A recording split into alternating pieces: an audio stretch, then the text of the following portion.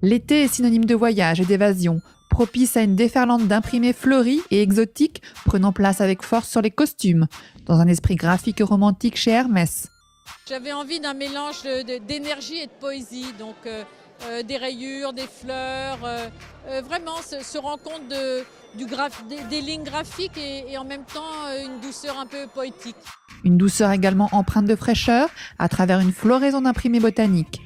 L'homme transgresse les genres et ose afficher une certaine féminité, initié il y a quelques saisons par Alessandro Michele, nouveau gourou de la mode chez Gucci.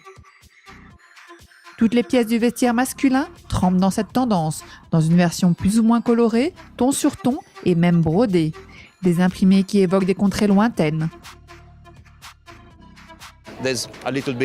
J'ai pensé au didgeridoo, donc j'ai appliqué une technique aborigène australienne.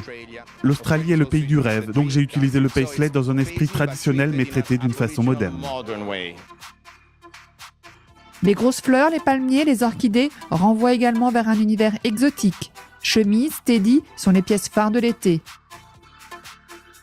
Le palmier, valeur sûre, évoque la côte californienne, dans une version luxe et rebelle.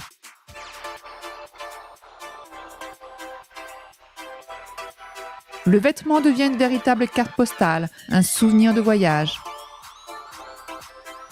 La nature prend possession du vêtement et en même temps en met plein la vue.